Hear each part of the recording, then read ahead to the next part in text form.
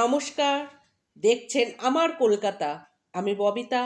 আজকের বিশেষ প্রতিবেদনে আমরা আলোচনা করব দক্ষিণ ২৪ পরগনার বারুইপুরে ঘটে যাওয়া সেই ঘটনাকে নিয়ে, যা শুধু একটি অপরাধের অভিযোগ নয়, বরং গোটা রাজ্যে আইন শৃঙ্খলা, নারী নিরাপত্তা এবং বিচার ব্যবস্থা নিয়ে নতুন করে প্রশ্ন তুলেছে।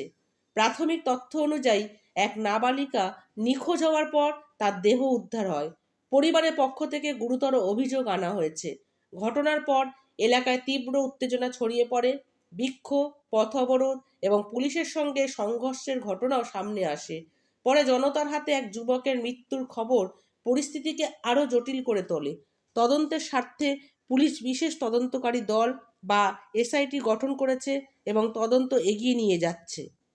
ঘটনার পর বিভিন্ন রাজনৈতিক দলের প্রতিক্রিয়াও সামনে এসেছে, কিন্তু কোনো সংবেদনশীল ঘটনার ক্ষেত্রে রাজনৈতিক বিতর্কের আগে সত্য উদ্ঘাটন হওয়াই সবচেয়ে জরুরি।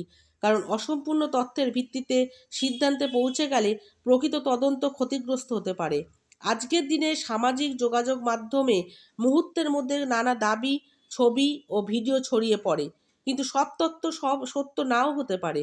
তাই প্রত্যেক নাগরিকদের উচিত যাচাই করা, তথ্যের ওপর ভরসা করা এবং গুজব ছড়ানো থেকে বিরত থাকা। এই ঘটনার সবচেয়ে বড় প্রশ্ন, আমাদের সমাজে নারী ও শিশু কতটা নিরাপদ? প্রতিবার এমন ঘটনা সামনে এলে সাধারণ মানুষের মধ্যে ক্ষোভ তৈরি হয়, কিন্তু সেই ক্ষোভ যদি আইনের সীমা অতিক্রম করে, তাহলে ন্যায় বিচারের পরিবর্তে অরাজকতার পরিবেশ তৈরি হতে পারে। একটি গণতান্ত্রিক দেশে বিচার করার দায়িত্ব আদালতের, তদন্তের কাজ পুলিশের। তাই অপরাধ যতই গুরুতর হোক না কেন, প্রকৃত দোষীদের আইনের মাধ্যমে শাস্তি নিশ্চিত করাই সভ্য সমাজের পথ। বারুইপুরের ঘটনা আমাদের আরও একবার মনে করিয়ে দিল, শুধু কঠোর আইন নয়, সমাজের সচেতনতা, দ্রুত তদন্ত, কার্যকর বিচার এবং নারী ও শিশুদের নিরাপত্তা নিশ্চিত করার জন্য দীর্ঘমেয়াদী উদ্যোগও সমান জরুরি। আমাদের প্রত্যাশা, তদন্ত দ্রুত এবং নিরপেক্ষভাবে সম্পন্ন হবে, প্রকৃত সত্য সামনে আসবে এবং আইন অনুযায়ী দোষীদের শাস্তি নিশ্চিত হবে। একই সঙ্গে নিরপরাধ কেউ যেন অন্যায়ভাবে অভিযুক্ত না হন, সেই দিকেও সামান্য গুরুত্ব দিতে হবে। আপনার মতামত কি? আইন শৃঙ্খলা ও নারী নিরাপত্তা আরও শক্তিশালী করতে কী পদক্ষেপ নেওয়া উচিত বলে আপনি মনে করেন?